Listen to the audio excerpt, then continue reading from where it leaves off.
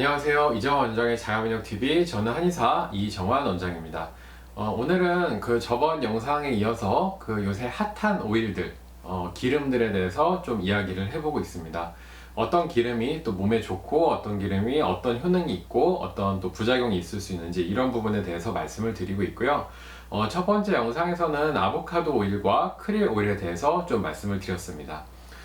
이번 영상에서는 그것과 이어서 일상생활에서 우리가 많이 사용하게 되는 올리브 오일과 또 요새 좀 핫한 오일은 코코넛 오일에 대해서 이야기를 좀 해보려고 합니다. 일단 올리브 오일은 그 요새 이제 많이 회자되는 오일 중에서 많은 사람들이 먹어봤고 계속해서 많은 사람들이 찾게 되는 그런 뭐 스테디셀러라고 볼 수가 있을 것 같습니다.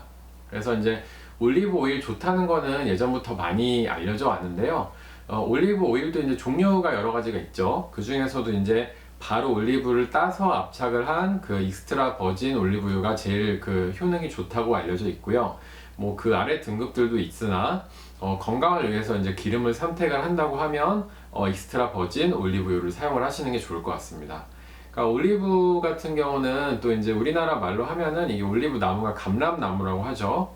뭐 그래서 이제 올리브를 채취를 해가지고 그 지중해 쪽에서는 그냥 이제 절여가지고 먹는 경우도 많이 있고 그걸 이제 오일로 압착을 해서 다양한 요리들에 활용을 하고 있습니다. 근데 이제 올리브 오일에서는 그 중요한 성분을 두 가지를 이야기를 합니다. 하나 이제 올레오칸탈이라는 성분이 있어요. 그 이 성분 같은 경우는 이제 소염 효과도 있고 그 다음에 항암 작용도 있다고 알려져 있습니다.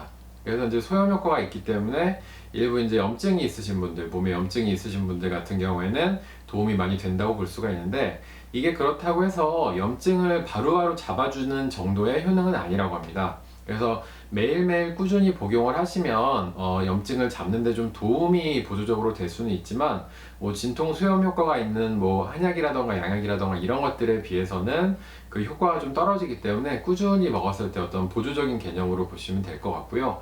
그 다음에 이제 항암 효과도 있다고 하니까 그 암이 있으신 분들 같은 경우에는 또 이제 암을 또 치료하고 관리하시는 분들 같은 경우에는 기름을 선택을 한다고 하면 올리브유를 선택을 하시는 것도 좋은 선택이 될 거라고 생각을 합니다. 그 다음에 이제 1편에서 말씀드린 그 올레산이라는 성분이 있었죠. 아보카도 오일에도 들어있는 올레산인데 올레산이라는 이름이 붙은 것 자체가 올리브유에 있는 성분이기 때문에 올레산이라는 이름이 붙었다고 합니다. 그래서 아까 말씀을 1편에서 드린 것과 같이 그 이제 그 우리 몸에 그 안 좋은 지방산, 좋은 지방산을 조절을 해줘서 이제 혈관 건강, 혈액을 맑게 해주고 이런 부분에 좀 도움을 줄 수가 있고 그 다음에 이제 그 여러 가지 이제 올레산이나 올레오칸탈 말고도 이제 그 산화 방지제라던가 그 다음에 플라보노이드, 뭐 폴리페놀, 스ኳ렌 이런 성분들이 많이 들어있기 때문에 그런 것들이 몸에 많이 도움을 준다고 합니다. 그래서 이제 올리브오일을 꾸준하게 섭취를 했을 경우에 가장 많이 도움을 받을 수 있는 것들은 뭐 혈압 조절에도 좀 도움이 될 것이고 당뇨 조절에도 좀 도움이 될 것이고 어떤 대사 질환이 있는 경우에는 올리브 오일이 좀 많이 도움이 될 거라고 생각을 합니다. 그래서 지중해 사람들 같은 경우는 우리가 김치를 먹는 것 같이 올리브를 많이 먹습니다. 그러니까 올리브 절여 놓은 것들이 샐러드에 많이 들어가거나 그냥 상에 올라오는 경우가 많은데 이렇게 섭취를 해서 지중해 사람들은 한 40% 정도의 열량을 지방에서 섭취를 한다고 합니다. 근데 그럼에도 불구하고 심혈관계 질환이라던가 이런 것들이 발생률이 굉장히 낮기 때문에 올리브를 많이 섭취했기 때문에 그런 것이 아닌가 그런 연구 결과들이 많이 나오고 있습니다. 그래서 대사질환 쪽, 뭐 혈압이나 당뇨, 그 다음에 심혈관계 질환이 우려가 되신다면 올리브유를 자주 드시는 것이 좋을 것 같습니다. 근데 이제 올리브유 같은 경우에도 드실 때 한 번에 좀 너무 많이 드시면 안 되겠죠. 그래서 뭐 큰 우리가 이제 밥 숟가락 기준으로 했을 때 한 2스푼 정도 하루에 그 정도가 괜찮을 것 같고요. 이게 또 오일을 너무 많이 섭취하게 되면 설사라던가 장 문제가 발생을 할 수가 있기 때문에 초반에는 이제 양을 좀 적게 하시다가 나중에 서서히 늘려 가시는 게 좋은 섭취법이라고 생각을 합니다. 네, 그 다음에 뭐 올리브유 같은 경우에는 비타민 A라던가 비타민 E도 많이 들어있기 때문에 뭐 피부에도 좋아서 피부를 좀 재생을 해주는 것을 도와주게 되고 뭐 주름 방지에도 좀 도움이 되고 모발에도 좀 도움이 된다고 합니다. 이런 다양한 효능이 있는 올리브유니까 잘 활용해 보시면 좋을 것 같고요. 그 다음에 이제 제가 또 말씀을 드릴 것은 요새 핫한 오일 중에 하나인 코코넛 오일입니다. 코코넛 오일은 저도 한때 이제 그 저탄수화물 고지방 다이어트에 좀 관심을 갖고 있었기 때문에 그때 이제 많이 이용하는 것들이 코코넛 오일이라서 저도 이제 먹어본 경험이 좀 많이 있고요. 그래서 그거에 대해서 조금 더 자세하게 말씀을 드릴 수가 있을 것 같은데, 코코넛 오일은 일단은 코코넛 오일을 어떻게 만드는지 궁금해 하시는 경우들이 있을 거예요. 코코넛을 보면 이게 그 딱딱한 껍질에 쌓여 있죠. 그래서 코코넛 안에 있는 과육을 채취를 한 다음에 이거를 쫙 짜게 되면은 우리가 흔히 아는 코코넛 밀크 뭐 이런 것들이랑 오일이 같이 나온다고 합니다. 근데 이제 그 오일만 추출한 것이 코코넛 오일이라고 할 수가 있습니다.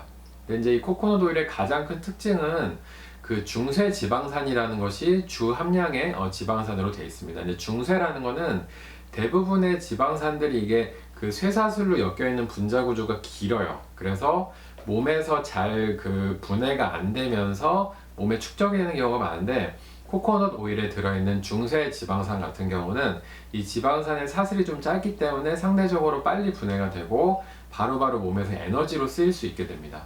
그래서 이제 우리가 많이 요새 그 회자가 되는 다이어트 방법 중에서 키토제닉 다이어트라고 있고, 그 다음에 케톤체를 이용해서 우리 몸에서 이제 대사작용을 일으킨다. 탄수화물 대신에 지방을 섭취해서 몸의 열량을 채운다. 이런 개념들입니다. 그래서 그때 이용하기 제일 좋은 오일이 코코넛 오일이기 때문에 그 미국의 그 최강의 식사라는 그 책을 쓴 데이빗 아스프리라는 사람이 있는데, 그 사람이 만든 방탄 커피 레시피에도 그 커피에 버터를 넣고 그다음에 그 이 MCT 오일, 코코넛 오일을 조금 넣어서 같이 활용을 하게 됩니다. 그래서 이제 이런 효능이 있기 때문에 코코넛 오일은 몸에 들어갔을 때 바로 이제 연료로 사용을 할 수가 있고, 이게 이제 그 뇌의 효율성을 좀 높여줘서 집중력을 향상을 시키고 이런 효과도 좀 있다고 하고요. 그 다음에 이제 다이어트에도 좀 많이 도움이 되는 걸로, 식욕을 좀 억제해주고 이런 것으로 많이 알려져 있습니다. 근데 이제 코코넛 오일도 다양한 효능들이 좀 많이 또 있다고 볼 수가 있습니다. 그래서 이제 그 코코넛 오일을 먹게 됐을 때 어떤 다른 무기질들, 뭐 예를 들어서 마그네슘이라던가 칼슘, 그 다음에 지용성 비타민 이런 것들이 흡수가 잘 되기 때문에 다양한 영양소를 흡수율을 높여주는 효과가 있고 몸의 대사율을 좀 증진시키는 그런 효과가 있다고 보시면 될 것 같아요. 그 다음에 이제 라우르산이라는 성분이 들어있어서 콜레스테롤을 좀 감소시키고 노폐물 배출을 좀 쉽게 하는 그런 부분도 있다고 합니다. 그 다음에 이제 비타민 E가 있어서 항산화 작용에도 도움이 되고, 뭐 꾸준히 섭취하게 되면 피부 노화라던가 뭐 기미 주근깨 이런 것들에 좀 효과가 있었다는 그런 보고도 있습니다. 그래서 이제 코코넛 오일 같은 경우는 근데 또 너무 많이 섭취하시게 되면은 설사를 할 수가 있습니다. 저도 이제 처음에 방탄커피를 마실 때 코코넛 오일을 좀 넣어서 섭취를 해봤었는데, 이게 많이 넣으면은 바로 설사라는 경우들이 있고 이제 소화기관에 좀 부담을 느끼시게 되는 그런 경우들이 있기 때문에 일단은 티스푼 하나 정도로 한번 섭취를 해보시고 그 이후에 서서히 좀 양을 늘려가시는 게 좋고요. 코코넛 오일도 다른 오일들과 마찬가지로 이제 요리에 활용할 수도 있습니다. 샐러드에 넣을 수도 있고, 코코넛 오일 이용해서 약간 뭐 전을 부친다던가 아니면은 볶음 요리 같은 거에 활용을 할 수가 있습니다. 그 대신에 이제 코코넛 오일은 약간 특유의 향이 있어요. 코코넛 향. 그래서 한국 요리랑은 사실 그렇게 엄청 잘 어울리지는 않습니다. 예를 들어서 뭐 나무를 볶는다던가 뭘 한다던가 했을 때 코코넛 향이 좀 나게 되면 좀 이질적으로 느껴질 수가 있습니다. 그래서 코코넛 오일 같은 경우는 이제 다양한 요리를 하시되 이제 좀 그 취향에 맞게 그렇게 좀 활용을 하시는 게 좋을 것 같습니다. 그리고 아까 말씀드린 그 다이어트용 방탄커피에도 활용을 해보시면 좋을 것 같고요. 그래서 이제 제가 저번 영상까지 해서 오일 4가지를 말씀을 드렸어요. 아보카도 오일에 대해서 말씀을 드렸고, 그 다음에 크릴 오일, 그 다음에 이제 올리브 오일, 그 다음에 그 우리가 코코넛 오일 4가지에 대해서 말씀을 드렸는데, 각 오일을 활용하는 방법에 대해서 조금 더 좀 말씀을 드려보자면, 일단 아무 요리에나 조금 활용을 잘 할 수 있는 것들은 아보카도 오일과 그 올리브 오일이라고 볼 수가 있습니다.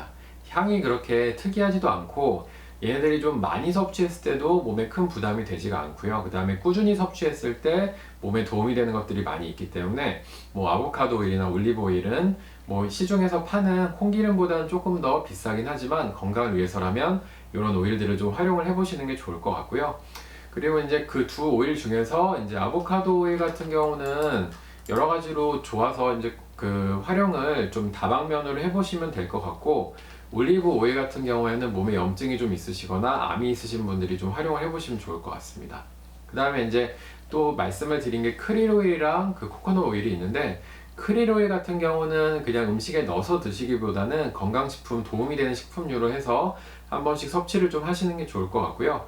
뭐 뇌 기능에 조금 문제가 있으시거나 몸에 관절이 안 좋으시거나 염증이 있으신 경우에 좀 도움이 될 수가 있으니까 그런 부분들 참고하시면 좋을 것 같고, 코코넛 오일 같은 경우에는 그냥 음식을 할 때 넣기에는 조금 이제 향이 좀 독특한 게 있기 때문에 제 생각에는 샐러드나 이런 부분에 좀 곁들여 드시거나 다이어트가 필요하신 분들이 좀 이용을 해보시면 또 좋은 결과가 있고 도움이 될 거라고 생각을 합니다. 그래서 이제 우리가 먹는 음식에 대해서는 잘 알아야 된다고 저는 생각을 합니다. 환자분들 그 치료를 하다 보면은 제가 특히 많이 다루고 있는 염증성 질환, 관절 질환들 보면은 음식 하나하나에 따라서 반응이 굉장히 많이 달라지거든요. 어떤 경우에 통증이 좀 늘어나기도 하고 컨디션에 많은 영향을 주기 때문에 본인이 맞는 음식이 어떤 것인가, 그 다음에 건강한 음식이 어떤 것인가, 이런 부분에 대해서는 계속적으로 좀 고민을 하고 공부를 하셔야 될 거라고 생각을 합니다. 그래서 저도 앞으로 음식에 대한 이야기는 종종 들려드리도록 할 거고요. 다음에 또 더 좋은 이야기로 찾아뵙는 이정환의 자가면역 TV가 되겠습니다. 항상 좋아요도 눌러주시고 구독해주시는 분들 항상 감사드리고요. 건강하시고 다음에 다시 뵙도록 하겠습니다. 감사합니다.